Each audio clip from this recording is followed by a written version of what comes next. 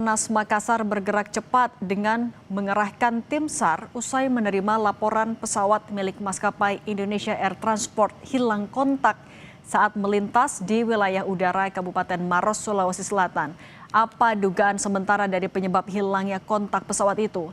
Kami bahas bersama pengamat penerbangan Gary Suyatman.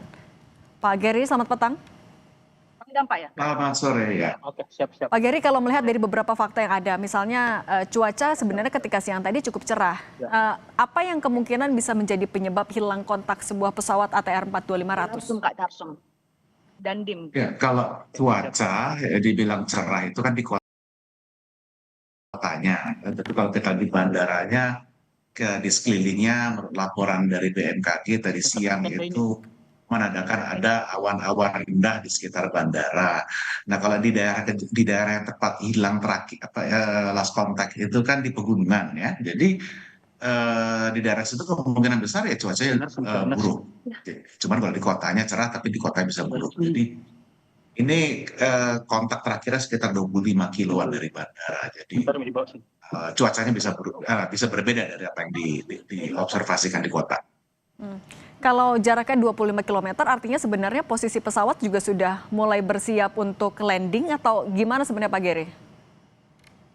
Seharusnya sudah persiapan untuk mendarat ya, cuman entah kenapa dia tidak menuju ke landasan atau itu kita belum tahu, kita nggak bisa spekulasikan situ. Tapi kalau misalnya dari titik posisi itu, ya mungkin dari situ ya dilihat dari situ ke arah timur bagaimana, karena titik terakhirnya itu belum tentu titik dia jatuh ya. Jadi itu masih ada kemungkinan ada di timurnya. Itu yang dikhawatirkan itu sebenarnya di timur lautnya bandara itu ada awan yang menutupi pegunungan atau perbukitan. Nah, kalau misalnya memang mereka disorientasi atau tidak paham posisi mereka di mana persisnya, bisa saja itu mengakibatkan mereka menuju ke arah gunung tersebut. Ya, tapi kembali lagi ini hanya kemungkinan, kita masih fokus dengan pencarian dulu. Kalau Pak Gary, menurut Anda sebenarnya ini ada indikasi pesawat keluar jalur juga nggak Pak? Keluar jalur relatif ya, jadi itu ini gini di udara bukan kayak jalan tol kereta api keluar jalur, enggak ya. Jadi pesawat itu diarahkan untuk menuju ke landasan. Nah, tentu itu menggunakan komunikasi verbal ya, ATC yang melihat dari radar, pilot yang menerbangkan, dan pilot juga yang dilihat itu kan hanya berupa instrumen dan apa yang bisa keluar jendela. Jadi kemungkinan dia merasa mungkin instruksi ATC-nya kurang tepat atau biasanya nggak yakin dia sebenarnya di mana. Nah, itu hal-hal faktor manusia ini yang sudah menjadi fokus dalam keselamatan penerbangan dalam beberapa tahun terakhir, karena memang teknologi sudah sedemikian rupa, cuman teknologi itu kan bisa salah ya. Jadi manusia kadang-kadang masih berpikir mungkin mungkin ini salah. Nah, mungkin saja ini kejadian salah hati, kita belum tahu. Saya nggak mau menyalahkan krunya dulu. Ini kalau saya sendiri cukup agak pesimis bahwa mereka ditemukan dalam keadaan hidup, mengingat terrain dalam lokasi seperti apa. Jadi saya berharap mereka sementara ini lebih cepat ditemukan dulu, Agus. Tapi Pak Gary, kalau mungkin bisa gambarkan juga kepada kami untuk pesawat ATR 42500 ini sebenarnya spesifikasinya seperti apa? Pesawat ATR 42500 ini ya pesawat sekitar 48 kursi penumpang ya. Dia versi yang lebih kecil daripada yang dipakai di beberapa maskapai, yaitu ATR 72 yang dipakai buat masuk ke kota-kota sekunder, yaitu 70 kursi. Ini pesawat sangat laku di dunia ya, sangat handal, tetapi ini saya juga harus ingatkan juga, ini bukan penerbangan reguler, ya. Ini adalah penerbangan charter. Pesawatnya itu pesawatnya itu dicat dengan warna dari Kementerian Kelautan dan Perikanan.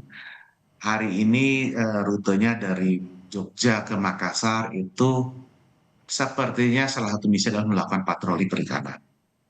Jadi mungkin yang penumpang yang 3 tadi on board, itu bukan penumpang umum, tapi memang personil dari kementerian tersebut yang bertugas.